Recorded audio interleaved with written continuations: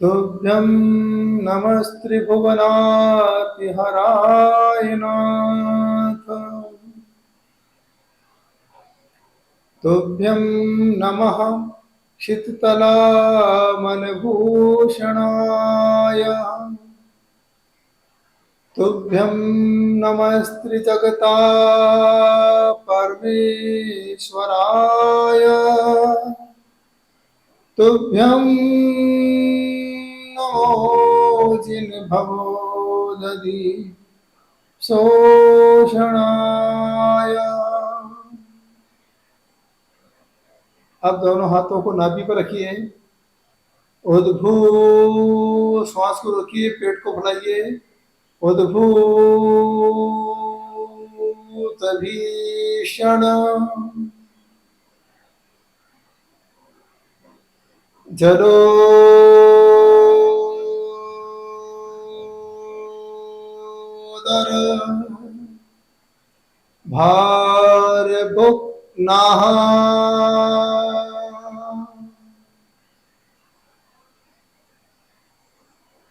शोच्यादशा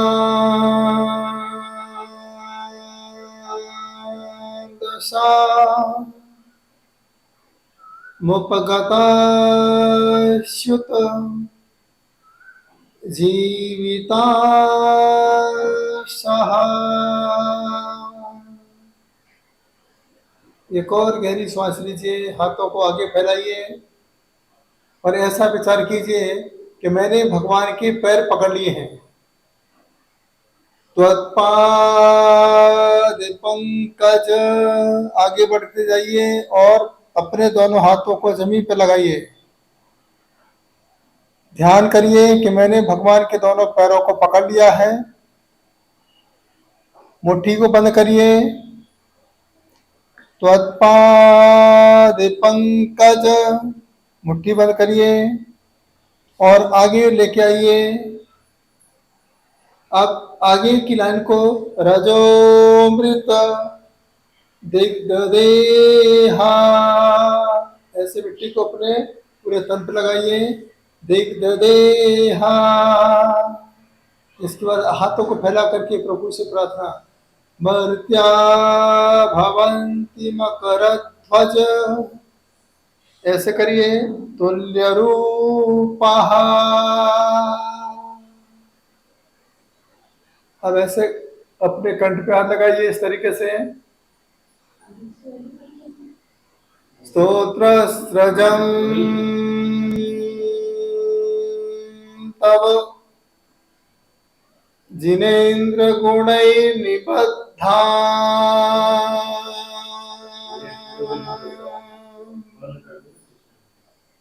हृदय पे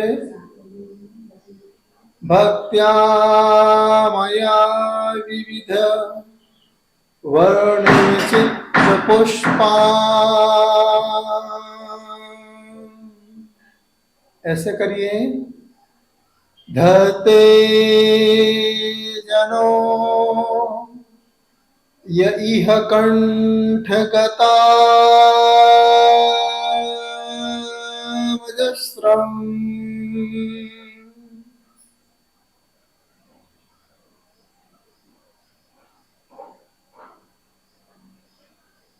हाथों को ऐसे करके तम्मान तुंगमवशा संपैति लक्ष्मीः। तम्मान तुंगमवशा समुपैति लक्ष्मीः, ऐसे सिर पे हाथ रख लीजिए। भक्तामर के बाद रिद्धि मंत्र का पाठ मैं आपको सुना रहा हूं। आप सभी को बोलना है मम कार्य सिद्धिर भवतु, मम कार्य सिद्धिर भवतु, इस तरीके से आपको बोलना है। ये सारे रिद्धि मंत्र को आपको ध्यान से सुनना है। आगे जब हम धीरे धीरे भक्तामन की और गहराई में उतरते जाएंगे। स्तोत्र के बाद यह रिद्धि मंत्र आपके अंदर की दिव्य शक्ति को जागृत करेंगे। गहरी श्वास लीजिए और इस तरीके से हाथ रख करके आपको बोलना है, मम कार्य सिद्ध भवतु। मैं यहाँ से मंत्र पढ़ रहा हूँ। गहरी श्वास लेके जहां पर आप बिंदी लगाते हैं और वहां पर आप एक एक बीज मंत्र की स्थापना करते जाइए। यहाँ पर आप देखिए एकदम लाल कलर है, दीपक की रोशनी यहाँ पर जल रही है और यहाँ पर हम एक एक बीज मंत्र की स्थापना कर रहे हैं, जिसे हम रिद्धि मंत्र कहते हैं। ऐसा जैन आगम में लिखा है। एक रिद्धि मंत्र होते हैं, यह आचार्य परमिष्ठी ही पढ़ा करते हैं। आचार्य परमिष्ठी के मुखारबिंद से जो रिद्धि मंत्र का पाठ सुनता है, उसे पंचम काल में रिद्धि मिले ना मिले, सिद्धि मिले ना मिले, लेकिन इस पाठ के प्रभाव से उसे प्रसिद्धि अवश्य मिला करती है। आइए गहरी श्वास लेकर के नमो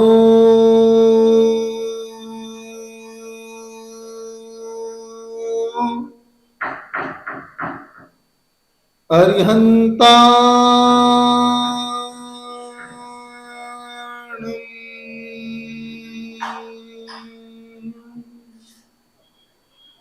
गहरी श्वास लेकर के लाल कलर सिद्ध भगवान का नमो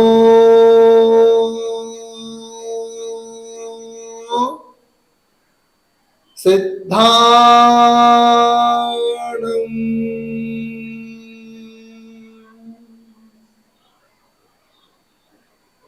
फिर गहरी श्वास लीजिए, नमो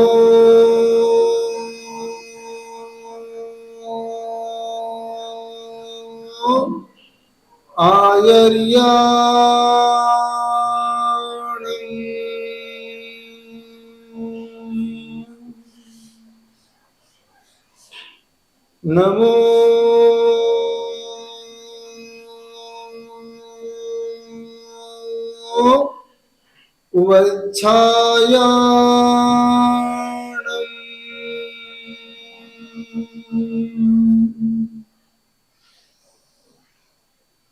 गहरी श्वास लेते हुए रोकिए। नाभि पर झटका होगा। सभी साधुओं को देखिए ध्यान से। नमो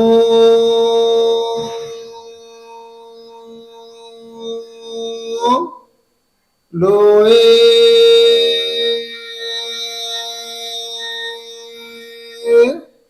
सर्वसाहू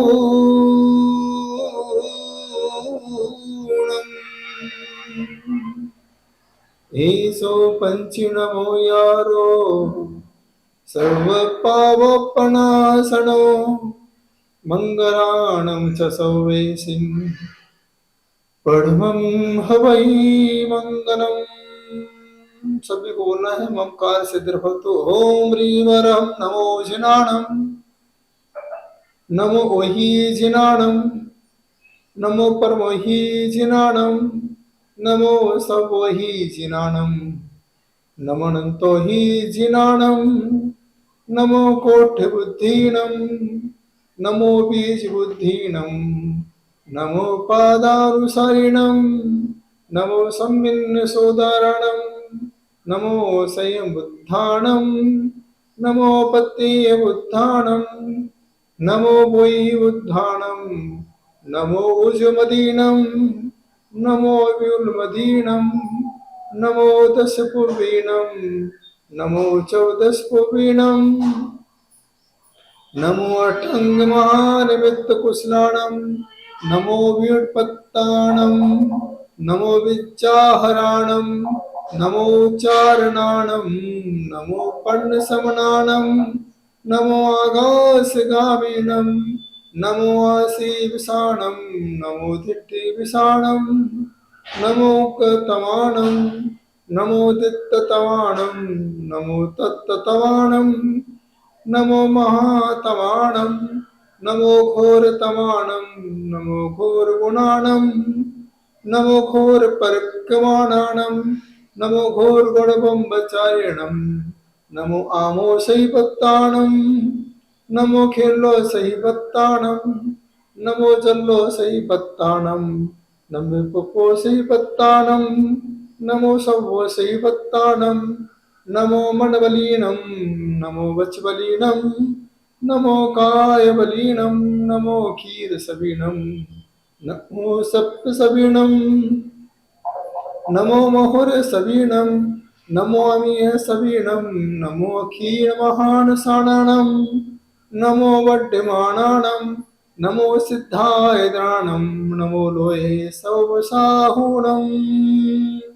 ओम ह्रीं क्लीं ह्रां श्री वृषभनादतीधन्द्राय नमः।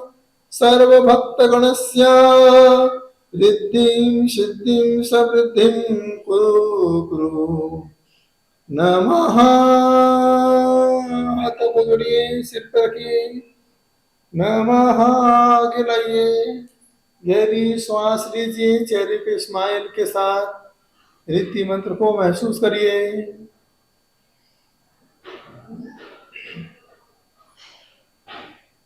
देखिए आपका सिर एकदम बहुत भारी भारी लग रहा होगा जहां पर आपने हाथ रखा है। महसूस करिए पूरा सिर आपका भारी।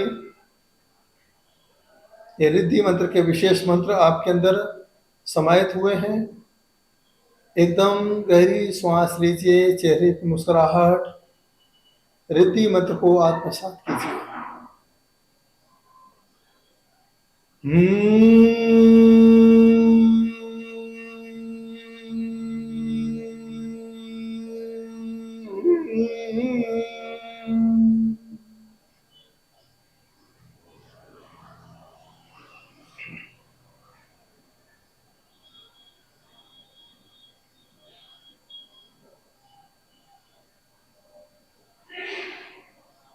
दोनों हाथों को मलिए, घर्षण करते हुए अपने सिर का स्पर्श करिए, आंखों का, मस्तक का, चेहरे का,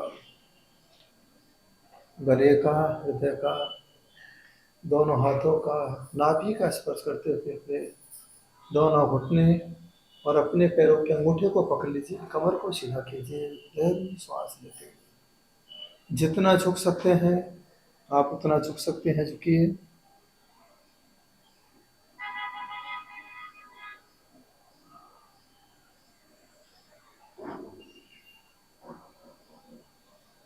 धीरे धीरे अपनी आंखों को ओपन कीजिए। ये है विशेष रिद्धि मंत्र साधना। आज गुरु दक्षिणा के रूप में मैंने आपको यह रिद्धि मंत्र की एक विशेष साधना दी है। यह बहुत अपने आप में ही पावरफुल है। हमारे बीच में एक ऐसे संत हुए हैं जिन्हें निमित्त ज्ञान था। आचार्य विमल सागर जी निमित्त ज्ञानी थे, सभी के मन की बातों को जान लिया करते थे स्वर विज्ञान के माध्यम से। मैं भी उनके पास गया, मैंने पूछा गुरुजी आप पढ़ते क्या हैं? एक ही शब्द उन्होंने कहा कि मैं रात को 1 बजे उठ करके रिद्धि मंत्र की साधना करता हूँ। और आप भी रोज रिद्धि मंत्र पढ़ते हैं। जो पूजन करते हैं, जिनका पूजन करने का नियम है, वही भी रिद्धि मंत्रों का जाप करते हैं। कहाँ करते हैं अभी आपको नहीं पता होगा। नित्या प्रकंपाद्भुत केवल होगा, स्फुरन मनः पर्याय शुद्ध बोधा, दिव्यान अधिज्ञान बल प्रबोधा, स्वस्ति क्रियासु परमर्श योना। ये सभी 64 रिद्धियों के नाम हैं। तो जब कभी आप मेडिसिन लिया करते हैं, दवाई ग्रहण करते समय, आप सभी को यह 2 लाइन आपको याद करना चाहिए। इसमें सभी रिद्धिधारी नाम हैं जो औषधि के साथ जुड़े हैं। कौन सी लाइन पढ़ना चाहिए नोट कर लेंगे। आमर्ष सर्वौषध्य सदाशिर, विषा विषा दृष्टि विषा विषाश्च, सखिल्य विडजल्य मलौषधीसाः, स्वस्ति क्रियासु परमर्श योनः। तो जो भक्तामर के 45 नंबर का की साधना करते हैं और इस रिद्धि मंत्र को, ये जो रिद्धिधारी मुनिराज हैं इनका नाम लेते हैं, इस 2 लाइन में सभी औषधि वाले रिद्धिधारी मुनिराजों के नाम आ जाते हैं।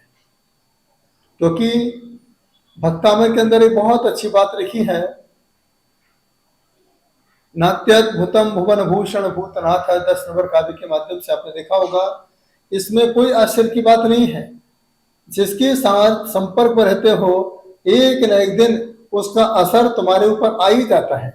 देखिए आज कितने सारे लोग भक्तामर हीला बन के तैयार हो गए। कहते हैं खरबूजे को देखकर खरबूजा भी रंग बदलता है कि नहीं बोलो। जो बच्चे मध्य प्रदेश में पैदा होते हैं वो हिंदी बोलना सीख जाते हैं, कर्नाटक में पैदा होते हैं कन्नड़ बोलना सीख जाते हैं, महाराष्ट्र में पैदा होते हैं मराठी बोलना सीख जाते हैं, तमिलनाडु में पैदा होते हैं वो तमिल बोलना सीख जाते हैं, विदेशों में पैदा होते हैं अंग्रेजी बोलना सीख जाते हैं, मारवाड़ी राजस्थानी मारवाड़ी बोलना सीख जाते हैं। ऐसे ही जो भक्तामर के संपर्क में रहते हैं एक न एक दिन वो भी भक्तामर जैसा बोलना सीख जाते हैं।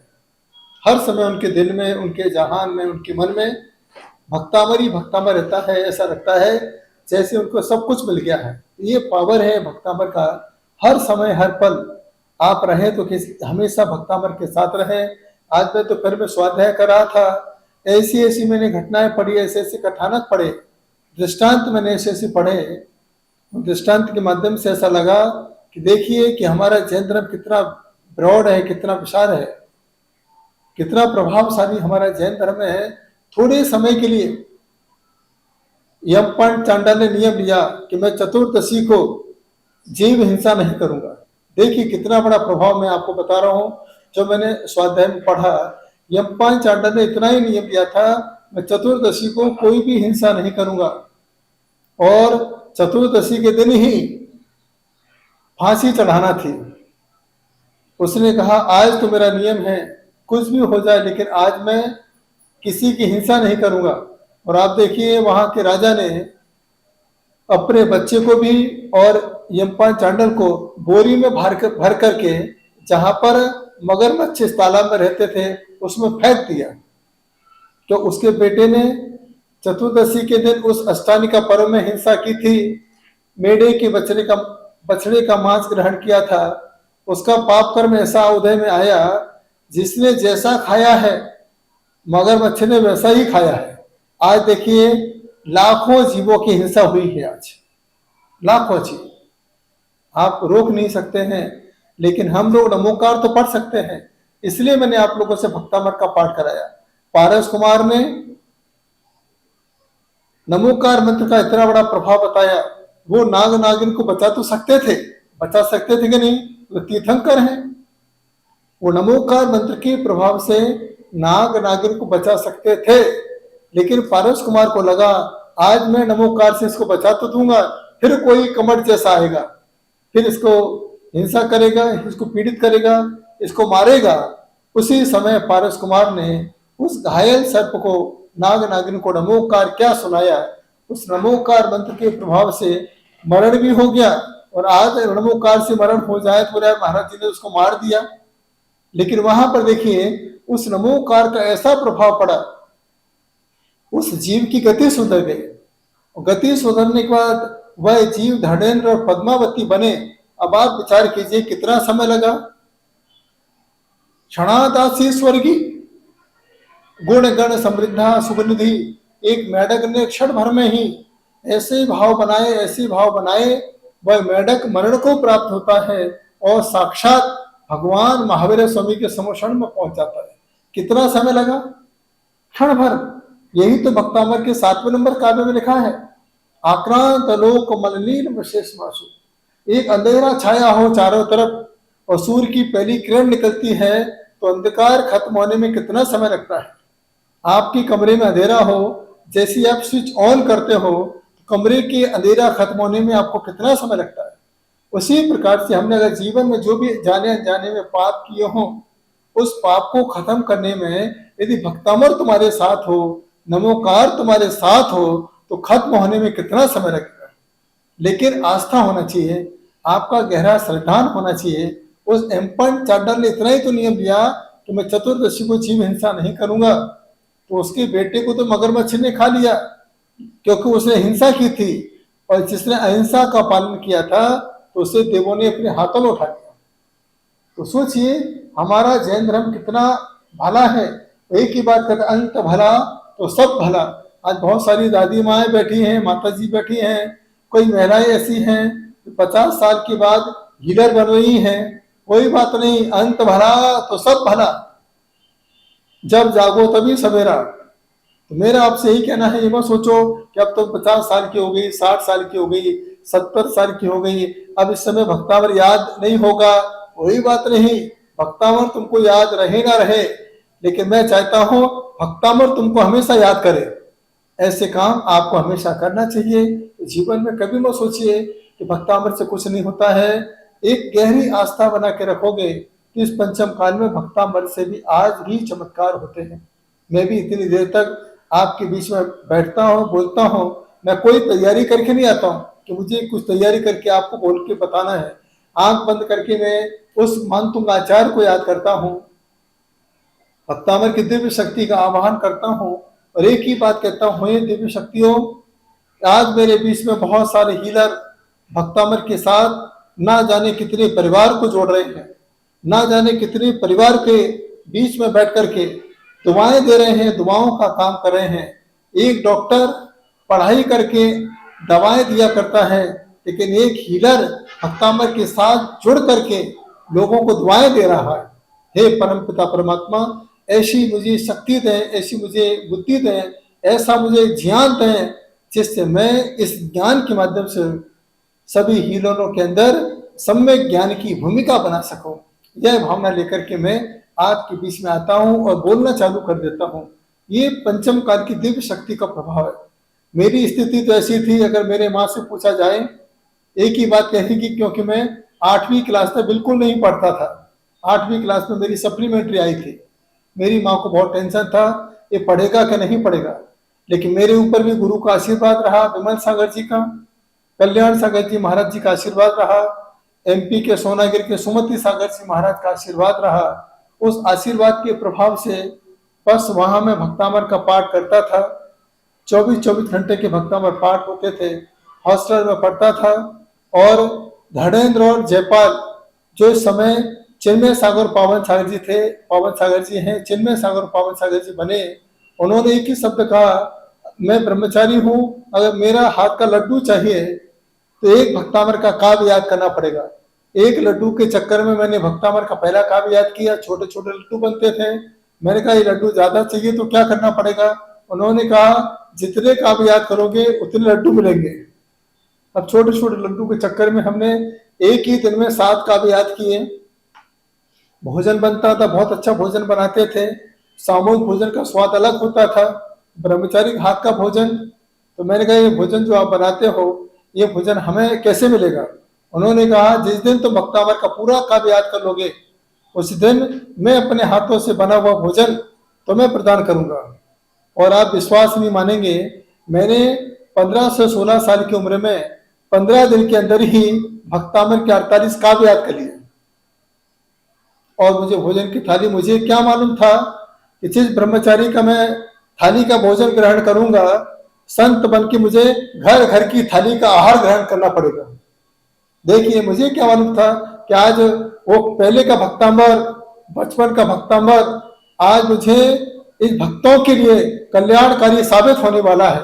मुझे कुछ नहीं पता था, लेकिन मुझे इतना पता है ज्योतिष सीखने के बाद, जिसका पत्रिका में केतु 12वां होता है उसका अंतिम भाव शेष होता है। और मैं वो सौभाग्यशाली हूँ, मेरी पत्रिका में केतु 12वां है। तो मुझे लगता है मेरा तो कल्याण निश्चित है। और जो आज मेरे संपर्क में जुड़े हैं, ये सब जीव कल्याण करने वाले हैं। इसी भावना के साथ में आप लोगों के बीच में जुड़ता हूँ। आज जो भक्तावर का पाठ मैंने कराया था, इसलिए कराया, वार गुरुवार तो है ही, लेकिन आज लाखों जीवों की हिंसा हुई है। क्यों ना हम सभी लोग पारस कुमार के भक्त बन के नमोकार का पाठ करें, भक्तावर का पाठ करें, जिससे उन जीवों को जीवन दान मिल सके। मैंने भी चेन्नई के अंदर समुद्र के किनारे रात को 11 बजे से लेके 6 बजे तक मैं भक्तावर की साधना करता था। समुद्र के किनारे बैठकर 1 महीने तक मैंने साधना की। यही भावना के साथ मैं नमोकार भक्तावर पढ़ता था। हे भगवान, मैं समुद्र की मछलियों को तो नहीं बचा सकता हूँ, लेकिन यहाँ बैठ के इनको नमोकार भक्तावर सुना सुना करके इनके भाव को सुधार सकता हूँ कि इन्हें फिर कभी इस मछली पर्याय में ना आना पड़े। ऐसे भाव आप बनाइए। आज भी आपके पास समय है, जितने जीवों को वेदना हुई है, कष्ट हुआ है, जो जीव मरण को प्राप्त हुए हैं, बस आंख बंद करके उनका ध्यान करते रहें। हे जीव, मैं बचा तो नहीं सकता हूं क्योंकि मेरे पास इतना पावर नहीं है, लेकिन मैं तुम्हारी आत्मा को नमोकार सुना सुना करके आपकी गति के उद्धार की भावना भा सकता हूं। तो आज के दिन आप सभी ऐसी भावना भाइये, क्योंकि परस्परोपद्रवो जीवानाम, एक जीव दूसरे जीव का उपकार करता है।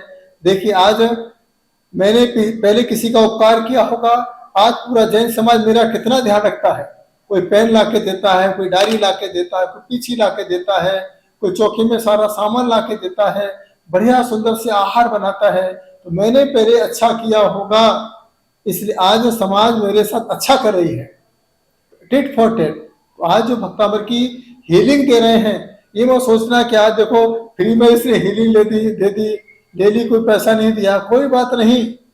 ये विचार करिए, परस्परोपद्रवो जीवानाम, आज मेरे पास योग्यता है तो मैं इसे हीलिंग दे सकती हूँ, लेकिन जब मेरे जीवन में तकलीफ आएगी, यही श्रावक मेरे बुरे समय में काम आ सकता है। इस प्रकार की भावनाओं को लेकर काम करोगे तो यह हीलिंग आपको स्वयं फीलिंग महसूस होगी और आपके जीवन के लिए कल्याणकारी भावना के साथ जुड़ी होगी। इस जीवन में आज है गुरुवार का पावन अवसर, गुरु के आशीर्वाद के साथ जुड़े हैं और मुझे अच्छा लगा एक साथ आप लोगों ने सामूहिक भक्तामर का पाठ बड़े मनोयोग के साथ किया।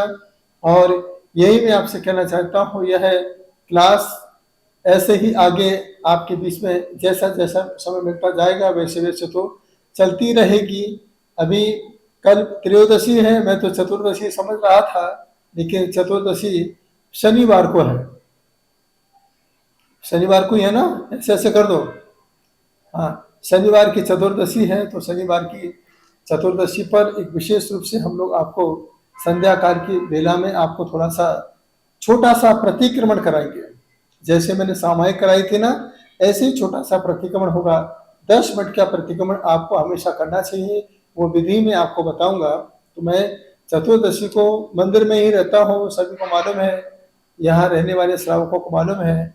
12 घंटे मैं रहकर के मंदिर में साधना करता हूँ। तो मेरा आप सभी से यही कहना है कि जीवन में यह जो पहली डिग्री आपको मिली है, इस पहली डिग्री को ये मान के चला, यही हमारा जिगरी है, ये हमारे साथ जुड़ने वाली शक्ति है। और मुझे अच्छा लग रहा है कि कई लोग ऐसे हैं जो आज ना जाने कितने लोगों को हीलिंग दे चुके हैं, हीलर बन करके कितने लोगों के साथ भक्तामर के साथ जुड़ चुके हैं और आज वो यहाँ पर जुड़े हैं।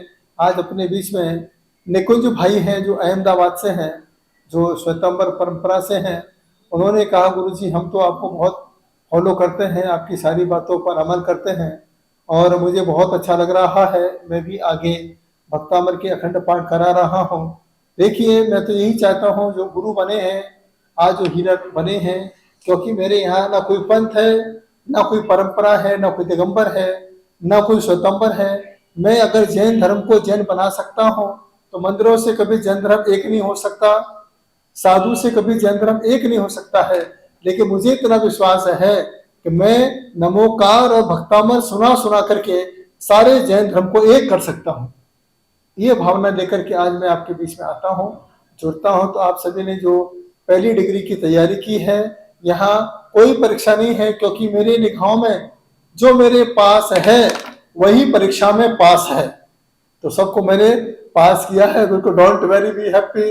आप बहुत टेंशन बोले, गुरुजी पता नहीं क्या पूछेंगे, चिंता मत करिए, हम क्या पूछेंगे, क्योंकि आपने इतना समय दिया है, यही समय ही आपको भगवान के पास तक लेके जाएगा।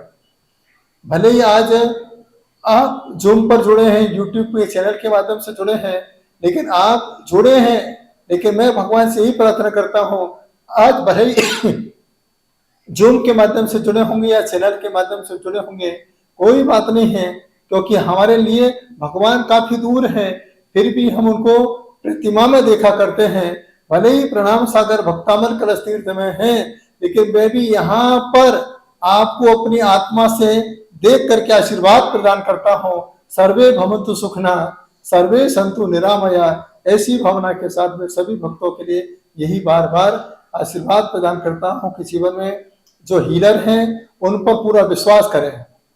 चाहे घंटागण महावीर की साधना करने वाले हों, चाहे उषक धर्म की साधना करने वाले हों, चाहे नमोकार की साधना करने वाले हों, चाहे भक्तामर की साधना करने वाले हों, इन पर आप पूरी आस्था रखिए, क्योंकि वो पूरी आस्था के साथ आपसे मिलते हैं, आपके साथ जुड़ा करते हैं, आपको अपने घर का समय निकाल के देते हैं।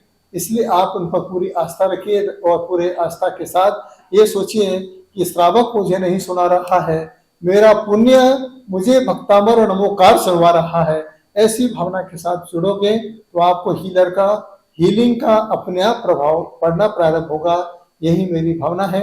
आप सभी के लिए मेरा यही बहुत बहुत आशीर्वाद है तन्मयता के साथ।